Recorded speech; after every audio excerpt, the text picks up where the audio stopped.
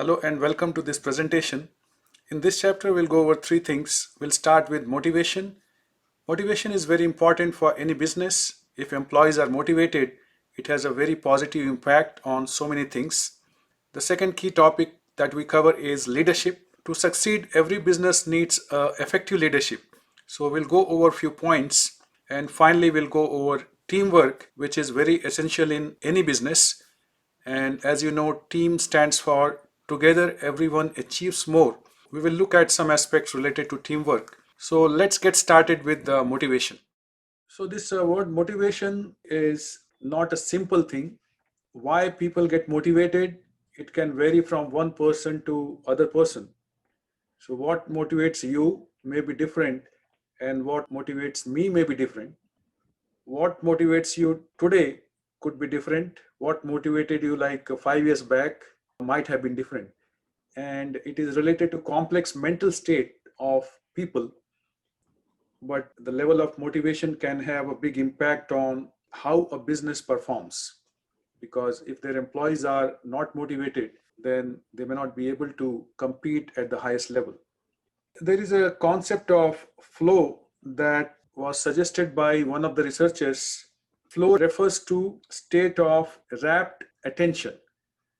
Like as a student, it may happen to you, you study for just 1 hour and you study with such a focus that the results are very good.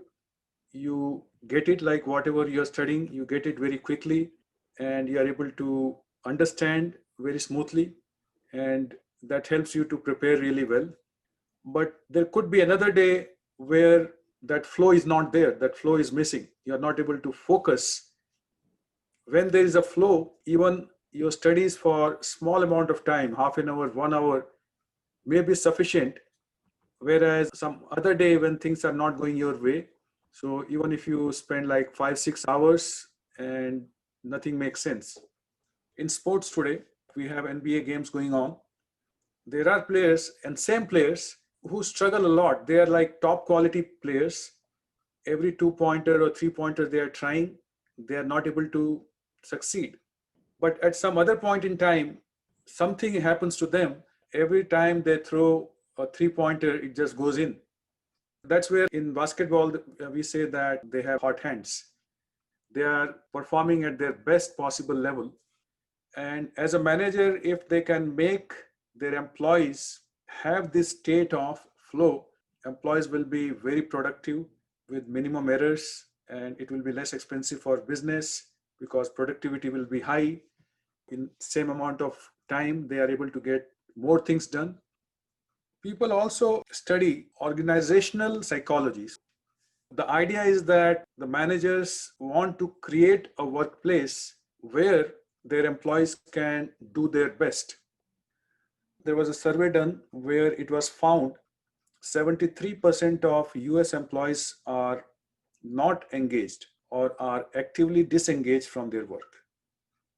Another study quotes a number that every year US loses about $300 billion because employees are not engaged. One good example that is shared here is from SAS Institute in North Carolina, how they are able to engage their employees. So they keep employees intellectually engaged. So I'm sure many of you have heard about SAS. So they have this leading software that is used by most of the healthcare businesses. And this software is very powerful for data mining, data analysis, and similar things. Another thing they do is removing distractions. If there are too many unnecessary distractions, then focus will not be there. So they can find ways to remove distraction. It happened with me sometimes. I'm in a class and we are going through some lecture, and then suddenly from the neighboring room, we hear a lot of clapping and very loud noises. Most of the times it is okay. But if in my class, students are taking exam and they are focusing on their exam because they have so many questions to complete in a very short period of time. And suddenly from the neighboring room, if like people start shouting and clapping, so that is going to create a huge distraction. In a business, it is the job of managers or management to make sure that there are no distractions. Making managers responsible for sparking creativity. So that's what SAS people do. If I'm working at SAS, for example, and I have done PhD, I have studied a lot, but the project that my manager gives me is too tiny. It's not like really worthwhile and it's not very important. It will be difficult to make me motivated to work on that kind of project which has no real value. So different employees may be in different situation, and it's the job of manager to make sure whatever work employees get, they are able to exhibit their talents and creativity in a nice way. Eliminating arbitrary distinctions between administrative suits and abstract creatives. Many businesses have like different philosophy, different approaches. Some businesses, if you go to their top management office, it will be like huge office, big room with a lot of facilities, attached bathroom and TV, everything. SAS tries to eliminate any big distinctions between administrative people and creative people. Engaging customers as creative partners. So this is another thing SAS tries to do to motivate people at their workplace. Why people take so much pains to try and motivate their employees? So obviously there must be some benefit. There must be something they get out of it. So they will be more productive. Within a short time, they will be able to give more because their time will be used in a better way. They will create less mistakes, less errors. They will be more creative. And all this means that the employees are happy. If they are able to exhibit their creativity, be more focused at their workplace, naturally that means that they are enjoying themselves at their work. So they are not going to leave the company. So retention levels will be higher. And because of that, companies benefit financially. So all these things ultimately convert into dollars.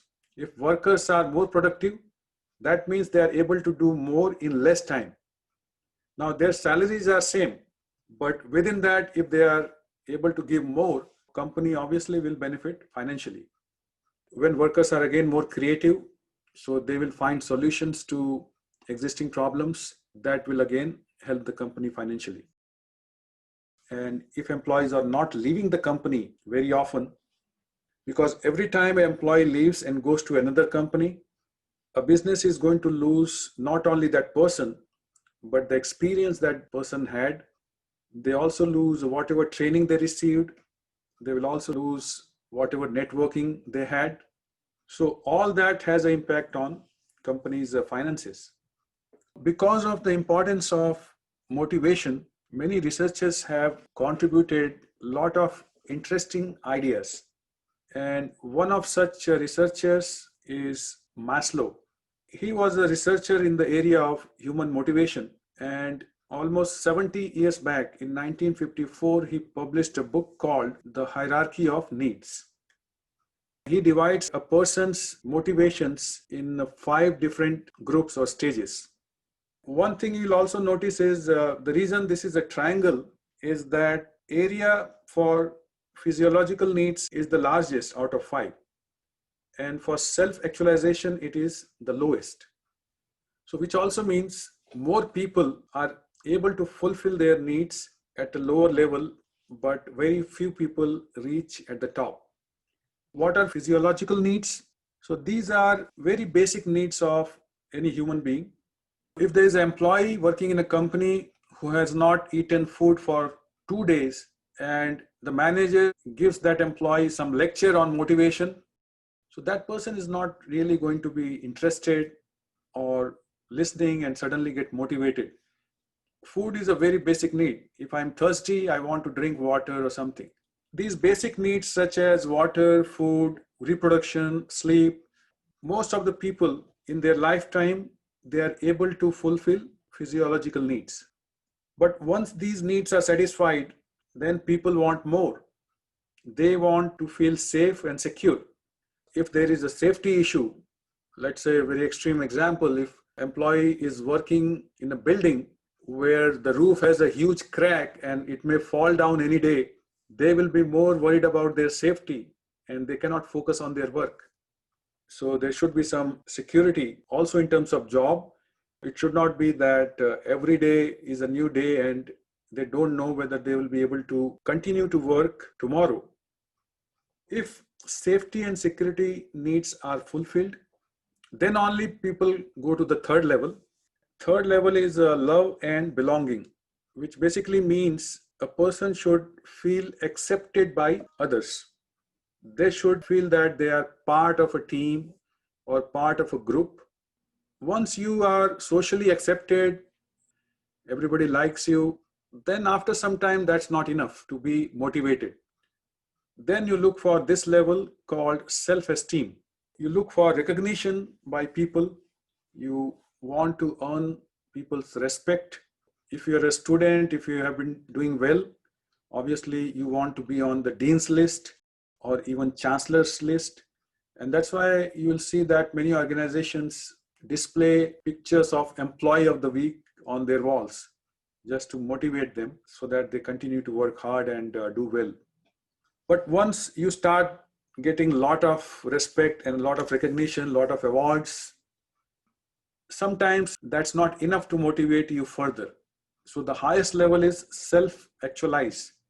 A person who reaches that stage, they will do what they like to do. They try to do things that they really want to do and they feel that that's the best use of their time. That's the extreme and highest level, but very few people reach that level. So not many people reach that level in their lifetime. These are the people who are self-driven and always focused. They have a mission to accomplish and they don't care about the world, what they think or don't think. They will go on. Sometimes they don't bother what kind of dresses they are wearing or whether they are looking nice, whether their hairs are combed or not. They are so focused in what they are doing, so they feel that that needs their complete attention, nothing else. There was another researcher called David McClelland. His theory of motivation was around three needs. One need is for achievement. So they want to achieve something difficult in life. Some basketball players are motivated to get a ring and they will do whatever it takes to get that achievement. Similarly, some students, they want to go on chancellor's list. They will put in more hours of study, more focus. But then it's not true that every person gets motivated by same thing. Some people could be motivated by a need for achievement, but for some other people, they don't care about this. So they may care more about need for affiliation. What is affiliation? Need for affiliation is to form close personal relationships. So they may have their own priorities in life. Similarly, there could be another group of people who get motivated by power. If they earn some powers in politics, if they become president, or if they become senator, or in a business they become CEO. So some people are driven by power. So another theory of motivation is by Frederick Herzberg. His theory is a two-factor theory, motivator and hygiene. So he feels that these are the two factors that have big influence on a person's motivation. People look for safe working environment. For example, like in some manufacturing plants, they have welding operations where there is so much of heat and they need a lot of protection before they can really work in those kind of situations. They also want proper pay and benefits. They want to have good relation with other employees. What differentiates between these two factors is even if hygiene factors are present, that's not enough to motivate employees. Even if I have safe working workplace, that in itself is not something that is going to motivate me to work harder. Or if I get salary every 2 weeks, which everybody else is getting, so again, that is not something which is going to motivate somebody to put in extra hours or try to do more. But if these things are absent, that will definitely demotivate and disappoint employees at a workplace. In itself, hygiene factors are necessary but not sufficient to motivate employees. So what is needed to motivate? You need the second type of factors called motivators. Employees, they want to have some kind of some sense of responsibility.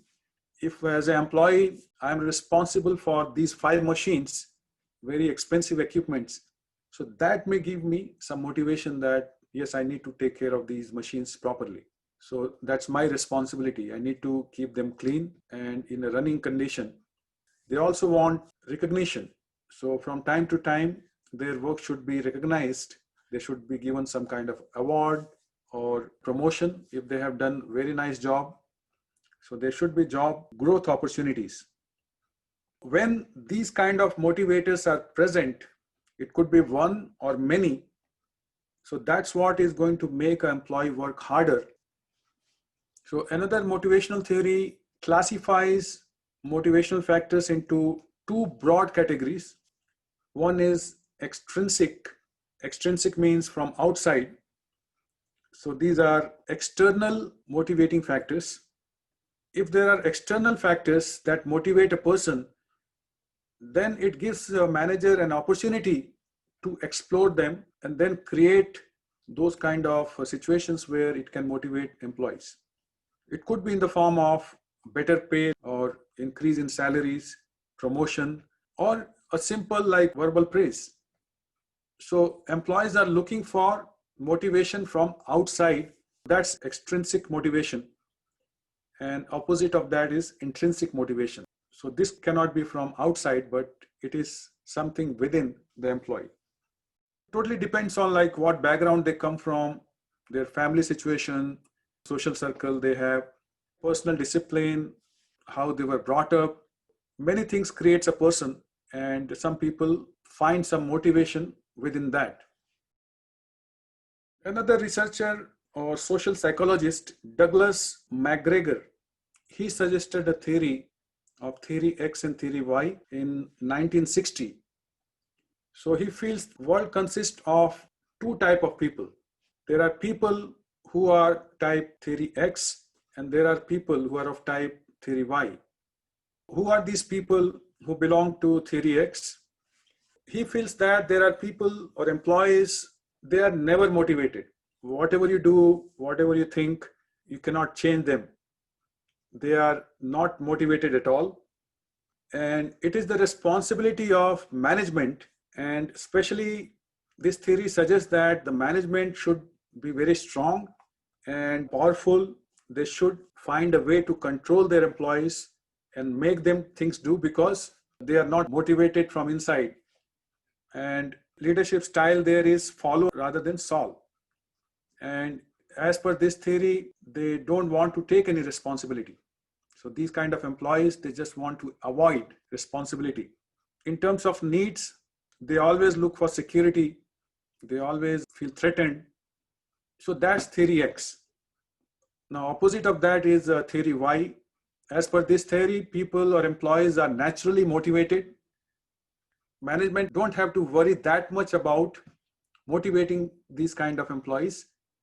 Leadership style, they feel that these people will solve their problems. So if machine breaks, they will try and find a solution to it. They are not going to look up to somebody else that somebody will come and solve their problem. Theory Y people or employees, they look for more responsibility, and they also need intellectual stimulation. So they want to use their brains and help solve problems, be more involved. So these are 2 very opposite kind of situations. Theory Z, it is another angle to theory of motivations, and this was proposed in 1980s by William Auchi. Basically, it's a Japanese management style which focuses on collaborative decision making. So people work together and arrive at a collective decisions. Businesses that practice theory Z, they also put people in different areas. They try to make them responsible for not just one thing, but several things. So that's why they end up developing generalized skills. It's not that one person works in one area throughout his or her life.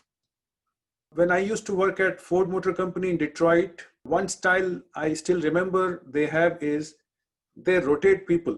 So for example, I started working at transmission in Livonia, which is like on the outskirts of Detroit. I used to work at a transmission plant first, and then I was moved to diesel engines, and from there I moved to like Six Sigma. So we used to do Six Sigma projects. When an employee works in different areas, it keeps them interested in things, and also like they learn new skills, they meet new people. Theory Z encourages generalized skills, and it also helps to provide long-term employment. So some benefits of Theory Z are listed here. Low turnover. Nobody wants to leave that kind of company where they get so much freedom. High productivity and strong workforce morale. So people are happy, and all those contributes to more profits for the company. Here is another theory. It's called Vroom's expectancy theory. And this theory is captured in the form of an equation. E stands for expectancy, I stands for instrumentality, and V stands for valence. You can think of expectancy in the form of a question. If I put in a lot of efforts to do something, will that effort on my part impact the result I get? If I work out every day for 1 hour and I do it consistently for weeks and weeks, but if it doesn't affect my outcome, it doesn't keep me healthy, obviously that's not good. I will try to do something where I can see some result happening. Similarly, instrumentality, that I part, refers to the idea that the outcome is related to some kind of reward or punishment, depending on what somebody is looking for. And valence, V, is the importance that individual places on expected outcome. So how much importance do you give to it? So if I save $3 million, but the promotion I get is a very tiny, and my salary increase is maybe $1,000 in a year, obviously that may not be really motivating. So next time they come to me to work on an important project, you can imagine what will be level of my motivation. So if you read this equation, and if you think of motivation in terms of high motivation, that will be my work actually affects the outcome. So that's part one, times there is a good chance I will get a reward. That's the second part, I, times if it works out, it will be a big reward. Another style is strength-based management. Again, as the name indicates, the focus is on what skills somebody has or what are their strengths. And then the management should focus on those strengths, give them those tasks or those projects where they can utilize their strength and not focus too much on negative or weak areas. So these motivational theories, they don't remain stationary. They have evolved over the decades. Around 1911, Frederick Taylor, so he published a book called The Principles of Scientific Management. He tried to bring some scientific theory into management, and he encouraged managers to do scientific studies, collect data, analyze that data, use that for making good decisions. Frank and Lillian Gilbreth, they conducted a lot of studies, and those studies are famous as time studies. Earlier in my career, I also did these studies at a company where we used to measure time for each activity. So we go to the shop floor, and let's say they are making some castings, and those castings, after they are made, they are stored, and from the store they are taken out. So it has to go for cleaning, and after cleaning it goes for next process, and so on. We collected a lot of data trying to find out how much time each of these activities take. So we break the total task into small mini tasks, you can say, and then time each and everything many times, like in the day, in the afternoon, in the evening. We want to see whether there is any pattern. So we used all the data, we carried out a lot of analysis, we compared like different workers. So worker A versus worker B. So if A is like very experienced and very good worker, when this person is working, on an average, it takes only 29 seconds to complete the task, but another worker takes 52 seconds. So productivity is less. So what can be done to improve that? So Frank and Lillian Gilbreth used to study everything. They did time studies, they did motion studies of hand movements and body movements. And these studies are even done today, especially in sports. People look at the videos and try to see how a player is performing and what can make an improvement.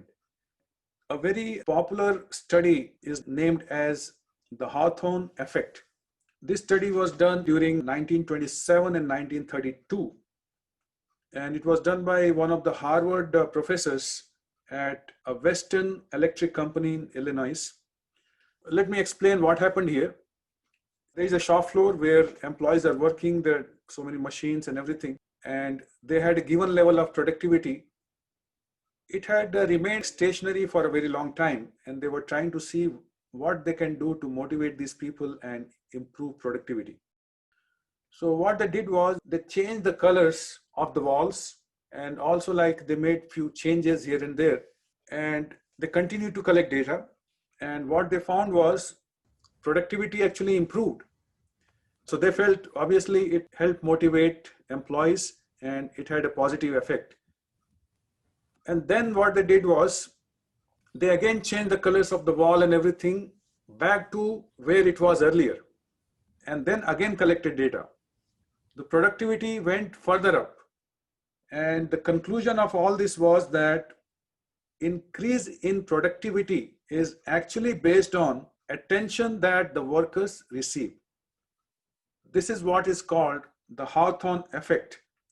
And basically it is used for describing increase in productivity caused by workers who are being given some special attention. So this one talks about modern workplace. So today's the workplace, and especially this picture that you see is related to what we call open source movement.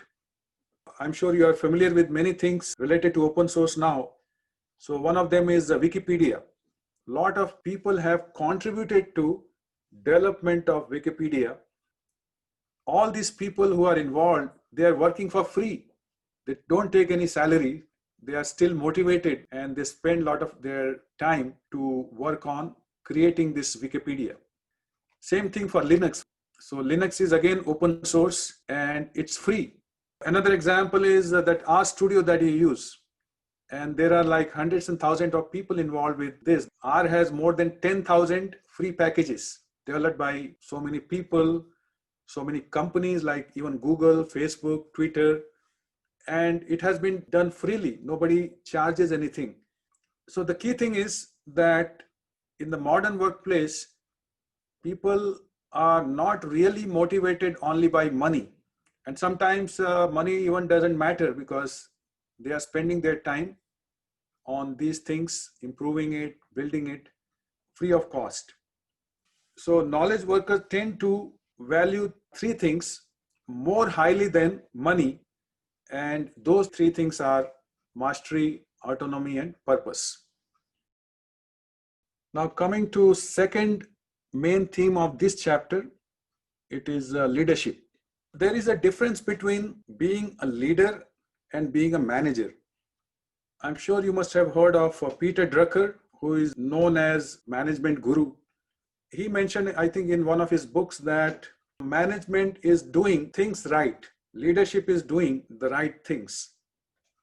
So that's the key difference between a leader and a manager.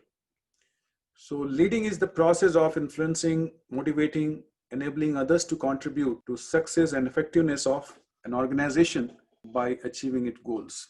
And there are so many examples of very strong, very powerful leaders who have led their companies. If you want to put leadership style in different categories, then there are four broad categories. First type of leader is democratic. As the name indicates, this person tries to delegate authority. Not all decisions are made by this leader, but this leader tries to involve many employees in the decision-making process, takes views from others, listens to everyone, and only then makes a decision. But opposite of that is autocratic. Autocratic is almost like dictator. A leader who takes complete charge. This leader has to decide, only then things will move in that company. The bigger companies, autocratic style may not work because they have been through so many things. So most often they move towards democratic style. But a newer company, like somebody is needed to really guide the company in the beginning because it can go in like 1,000 different directions.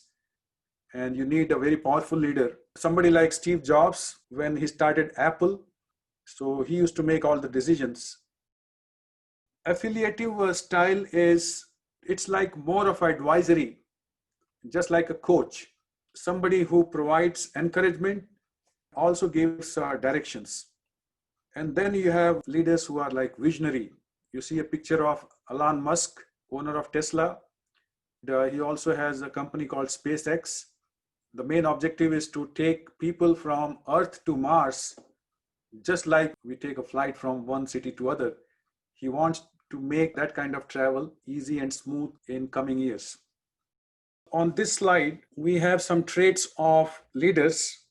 This is common to most of the effective leaders. And one of the traits is that they challenge the process. So they don't believe in status quo, but they are always looking to challenge the process. There is a book by Stephen Covey, 7 Habits of Highly Effective People. In that book, he talks about from the same roots, you get same fruits. If you want to change fruits, you will have to change roots. So any improvement cannot come from status quo. Unless somebody in a business is ready to challenge the process, challenge the teams to come up with better solutions, better products, some significant improvements, unless there is such leader who pushes for this type of change, it's not going to happen. Another key trait is model way. They do it with example. For example, keeping your office clean or coming to meetings on time. So if I don't set an example, if a meeting starts at 8 a.m. and even if I'm late by 5 minutes, still it's late, then people who look at me, they will think that, okay, 5 minutes are okay. And every meeting will start late. True leaders, they model the way, they show how to do it themselves, and then ask others to follow them. They also inspire a shared vision. Business is such a thing where people work together to achieve some vision. It cannot happen that everybody tries to do something on their own. So there has to be some system, there has to be people like going in the same direction in a disciplined and organized way. Exhibit emotional intelligence. The key thing is that a leader tries to understand others also and enable others to act. Any tools that may be needed, any training that may be needed, any technology that is needed. So a leader has to facilitate all that. Good leaders and effective leaders, they also support with the resources and anything that the team needs. Leadership is such a thing which is very important, and people who look at leadership, they also found a way to create systems that can measure leadership. And some of the popular assessment methods are listed here, like there is one called Big Five, and then there is a Cattle 16 PF, and then TAT. So these are popular personality assessment tools that one can use and see where they stand and how much they have to improve in different areas. So leadership also is responsible for creating a corporate culture. What is corporate culture? It's a collection of values, norms, behaviors shared by managers and workers in a firm. This is not something that can suddenly come in a week or few days. It takes years and years for a corporate culture to take shape. Obviously, the leaders or the senior management and managers have a big role to play in that. So this is from Jaipurs, the pictures that you see at the bottom with the frogs, their corporate culture is summarized in these pictures. So they try to deliver wow through service, and they are ready to embrace and drive change, pursue growth and learning. So if somebody wants to get a certificate, the company is going to encourage that person to study and get that certificate, even sponsor one. And they also want their employees to be adventurous, creative, and open minded. So obviously, it impacts those employees who read it, who see this, and it creates some kind of corporate culture around these positive things. Now, coming to teamwork, in a business, things happen in teams. There are projects, and a lot of people work on that project as teams.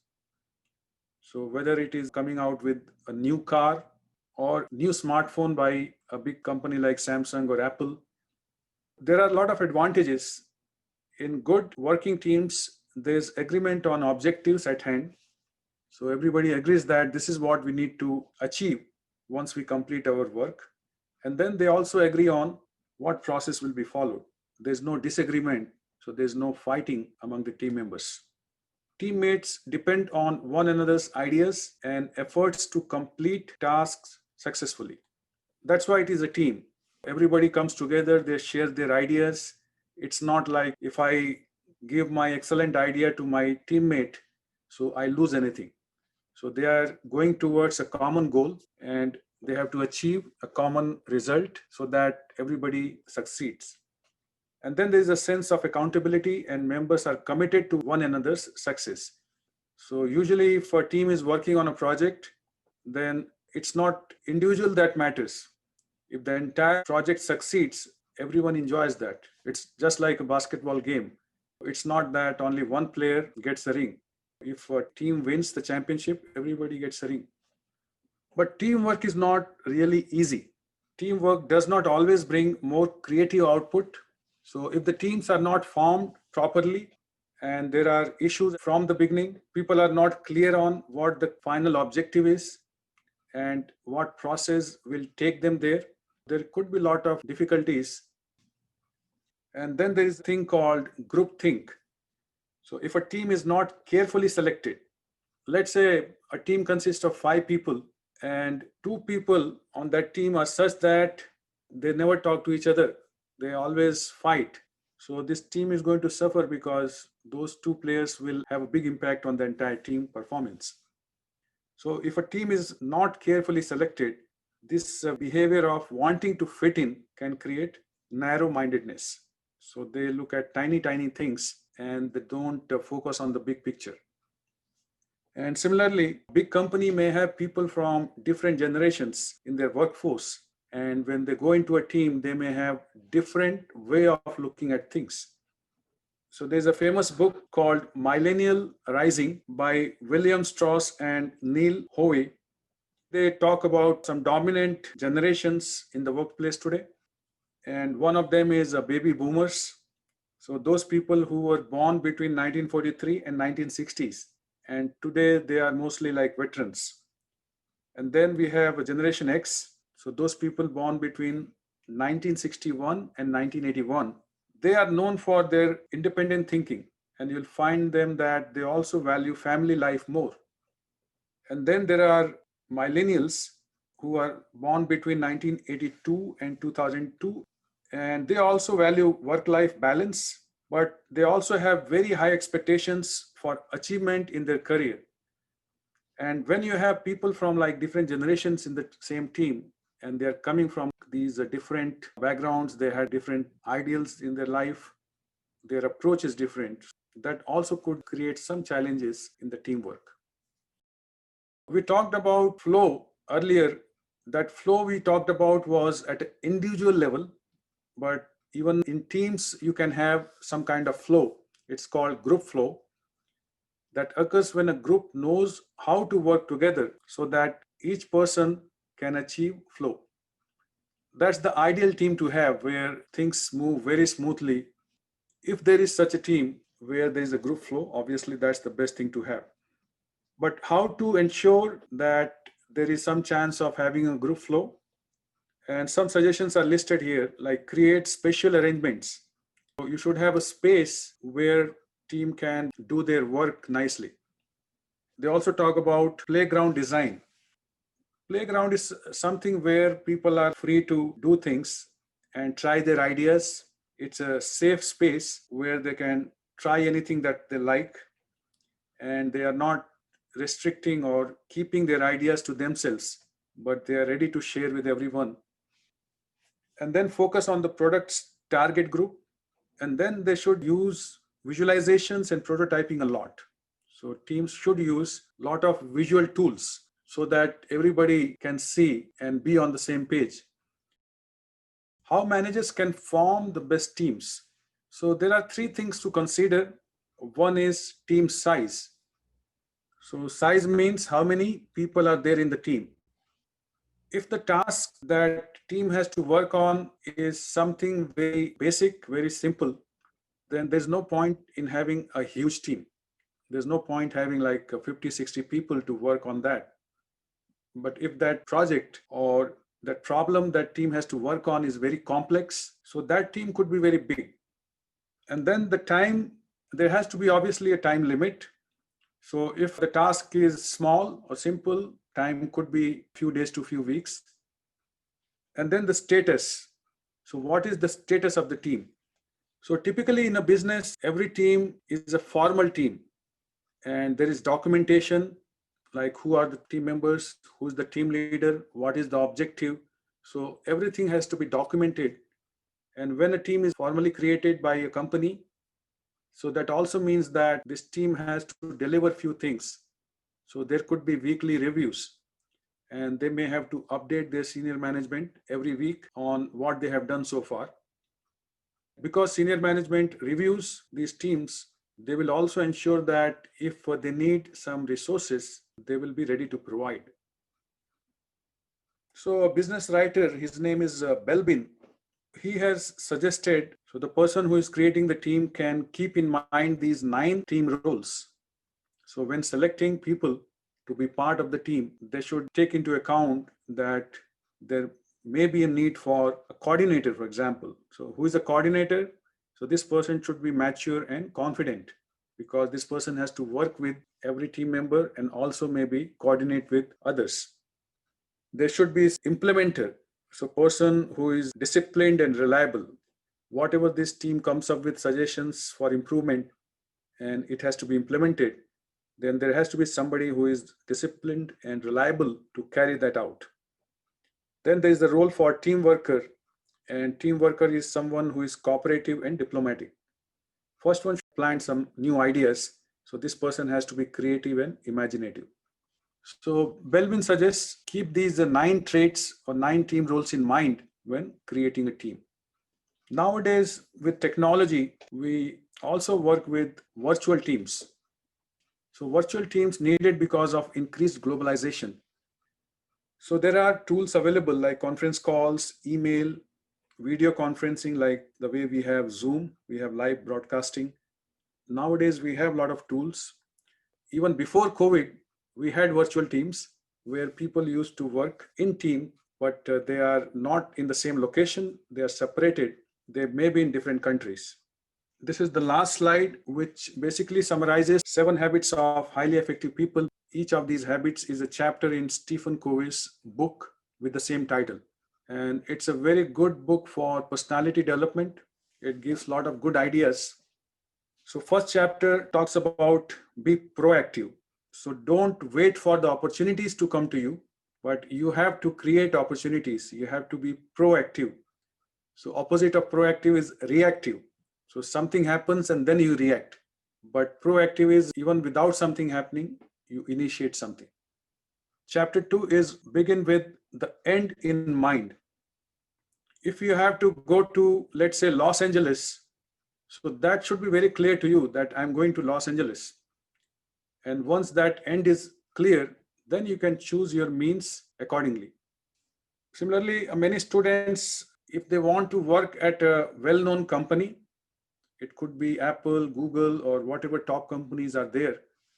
So what they do is they go to LinkedIn or they go to Indeed.com and try to find a job opening in that company, their dream company where they want to go, and look at what job openings they have related to their field of study, and then see what skills are needed to be eligible for that kind of job. And then they have almost 4 years at a university to basically work on those skills that will be needed, or work on anything they require, and make yourself ready. So that's beginning with end in mind. Like, okay, at the end of my 4 year program, I want to work at Google. And then I see this is what they need, and I work towards that. Chapter 3 is put first things first. Have some kind of priority. There are thousands of things we can do, but if we focus on those things that are more important than others, then we can be more effective. Think win-win, chapter number 4. Here basically it's about positive thinking. You are not only thinking about yourself, but you are also thinking about others. How both can win. There are many situations where people think only win lose or lose win. So if I win, you lose, or you win, then I lose. But there are many situations where both can win, and finding those opportunities, finding those situations where the results are positive for all the parties involved. So that's always a plus. That leader is obviously going to be more effective. Chapter 5, seek first to understand, then to be understood. You understand somebody only by listening to them. If only one person keeps on speaking and others don't speak, or if this person doesn't listen to anybody, then that person or leader cannot be an effective leader. So sometimes people say God has given us 2 ears and one mouth, which means that we should listen 2 times more than what we speak. Chapter 6 is synergize. So the idea is 1 plus 1 is not equal to 2, but it can be more than 2. When 2 people work in a team, so they can bring much better results than when they worked alone. And 7th and last chapter is sharpen the saw. So basically you should devote some time to update your skills and recharge your batteries, because things are changing every day, and you have to find time to really retool yourself, reskill yourself, and recharge yourself.